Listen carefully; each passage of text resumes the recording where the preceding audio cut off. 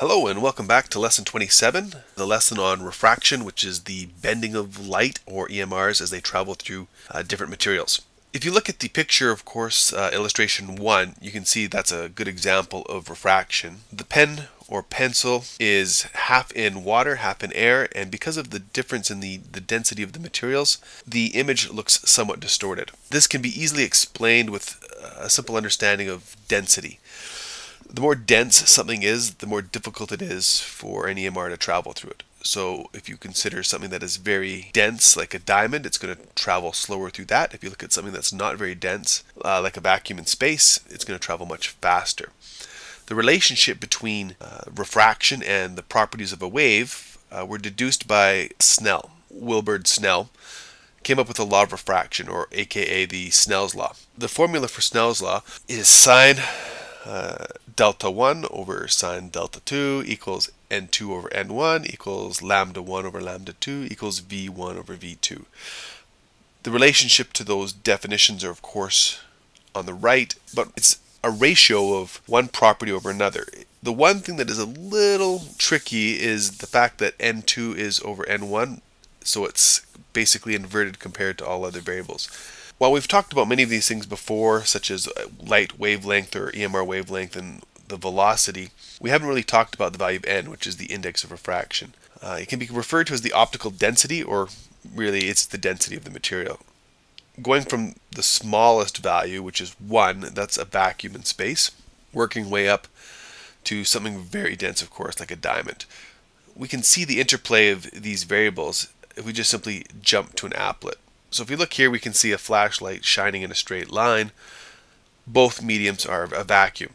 So of course, as I rotate the flashlight, there is no bending because the material on either side, the dark and light blue, is the same. It's a vacuum. If I switch the one material to air, you might notice that the numbers are slightly different, but not very much. So the number here is a 14.24 and a 14.23.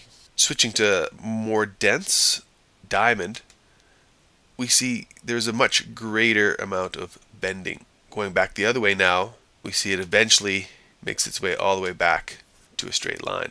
This, of course, would apply if we were to go the other way. And of course, this leads to something else known as total internal reflection. But we'll jump back to that in a bit. This table here goes over the index of refraction for some common materials, in particular things like vacuum, like space, air, water, glass, and then of course a very dense material, diamond, is often used as something really dense to show a big change. These mediums are often used in calculation to show changes in wavelength, speed, and so on. This of course brings up an interesting point with regards to the speed of light. In earlier notes, we talked about how the speed of light was 3.00 times 10 to the 8th meters per second. This, of course, was making reference to in a vacuum. As you move into a more dense material, the speed is actually going to slow down for light in EMR. As it mentions here in the notes, scientists have actually slowed it down to about 1 kilometer per hour using very, very dense materials. The point is that light and EMR doesn't necessarily have to travel at 3.00 times 10 to the 8th meters per second.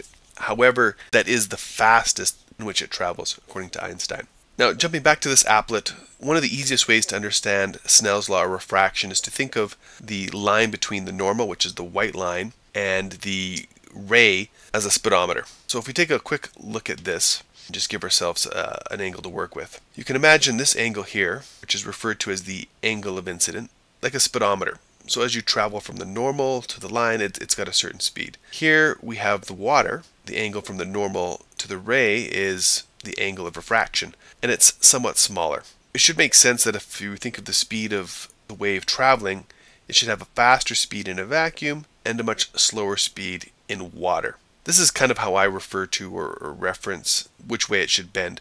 A common mistake is to have this ray bend in the other direction. In doing so, the speedometer, so to speak, of going from the white line to the ray would actually get bigger, indicating like a faster speed.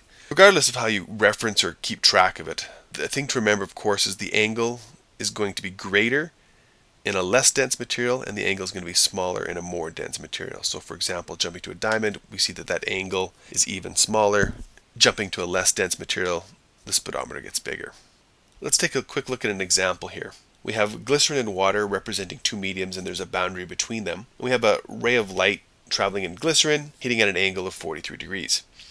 If we quickly pan up, we'll notice that glycerin is 1.47 and water is 1.33. So it would make sense that the ray is going to be traveling slower in the glycerin and would speed up and travel faster in the water because it's less dense. So a very quick prediction, of course, is that if it has an angle of 43 degrees, rather than being smaller in water, it should be larger. Panning down, we can see, of course, in the diagram it actually is larger. It's 49 degrees. And the actual calculations would use 4 of the variables from Snell's law, and they could use any 4. So in this particular case, because we are looking for one of the angles, we would use the sine theta 1 and sine theta 2, and because we know the index of refractions for the two mediums, n2 and n1, we would use those variables as well. Throwing all the variables into the calculations, we can see that we get a value of 49 degrees. And that really, in a nutshell, is how you do refraction, in particular for surfaces that are flat and there's no curve on the boundary. So why don't you give her a go? Try some of the equations, do some different calculations, and see if you can figure it out. Good luck, and we'll catch you on the next lesson.